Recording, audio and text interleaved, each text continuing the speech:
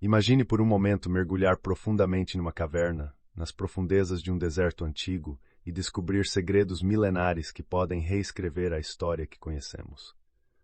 Hoje, queridos ouvintes, vamos explorar juntos uma das descobertas mais fascinantes do século XX, os manuscritos do Mar Morto.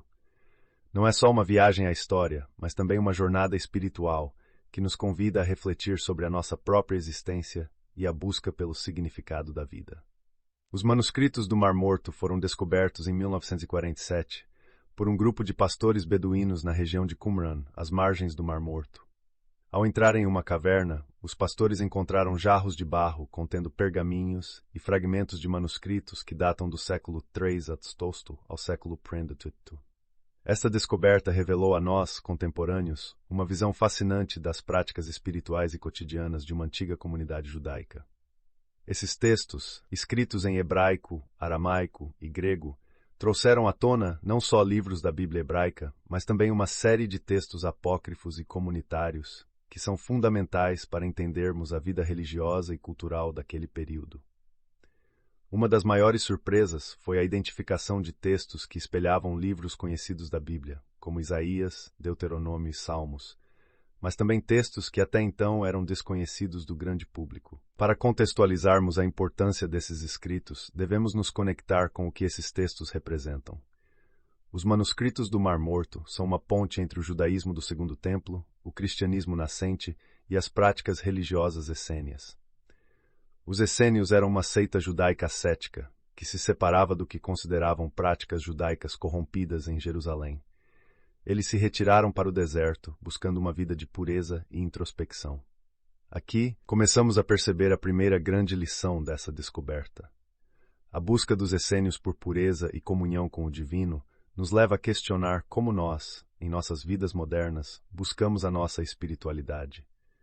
Tantas vezes estamos imersos no barulho e na correria do cotidiano que esquecemos a importância do recolhimento, da meditação, da busca interior.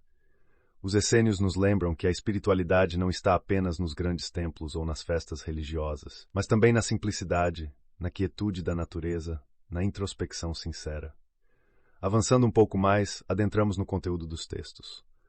Um dos manuscritos mais notáveis é o Manual de Disciplina, ou Regra da Comunidade, que descreve as práticas diárias, os rituais de purificação e as expectativas morais da comunidade de Qumran.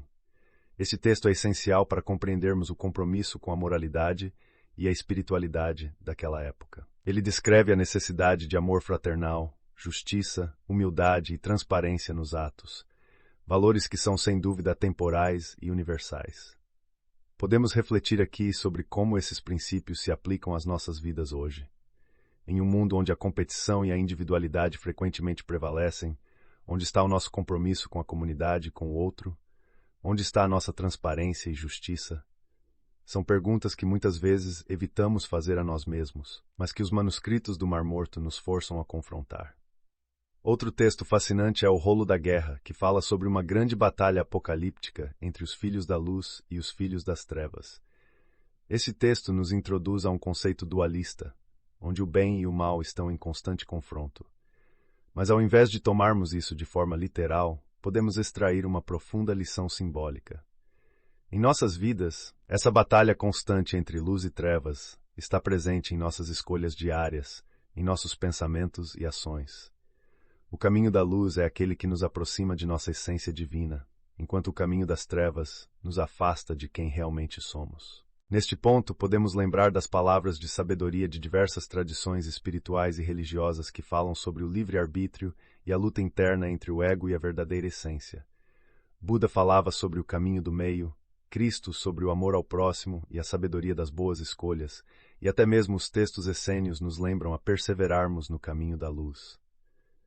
Ajudar o próximo, agir com compaixão e buscar sempre o autoconhecimento são formas de alinhar nossa vida com a luz.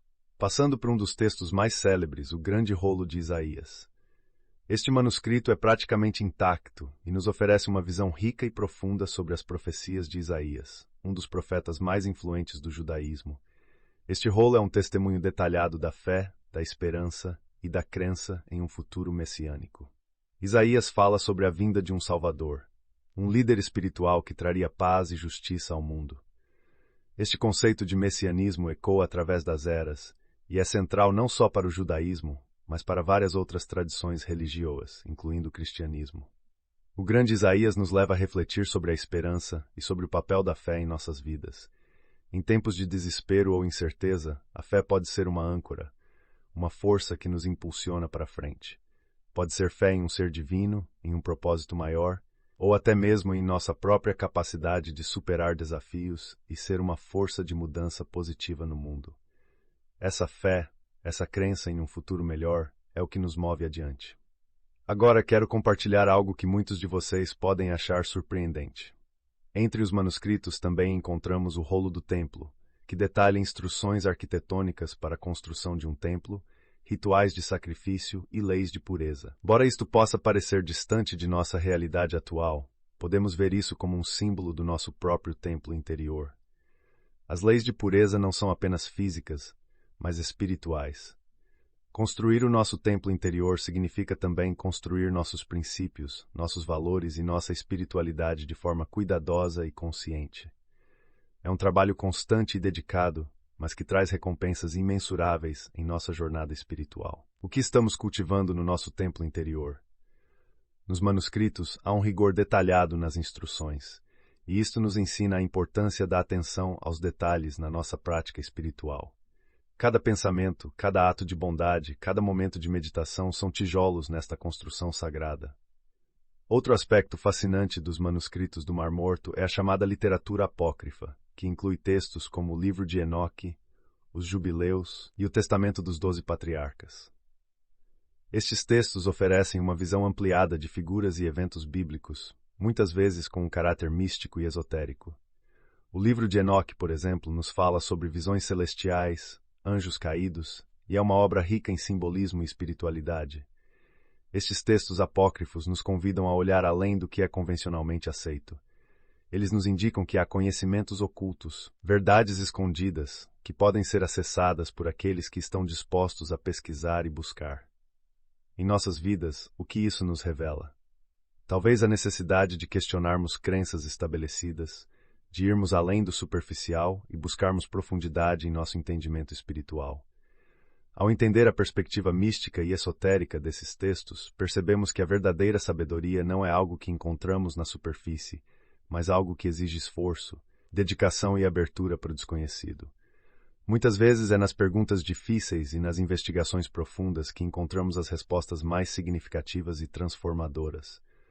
Para aqueles que se perguntam o que os manuscritos do Mar Morto significam para a humanidade hoje, a resposta é vasta e multifacetada. Eles nos conectam com uma parte da história humana que estava oculta, mas que tem profundas ressonâncias com nossos espíritos. Eles nos desafiam a olhar para o passado com novos olhos e a trazer essas lições para o presente, enriquecendo nossa compreensão do que significa ser humano e nosso propósito neste mundo.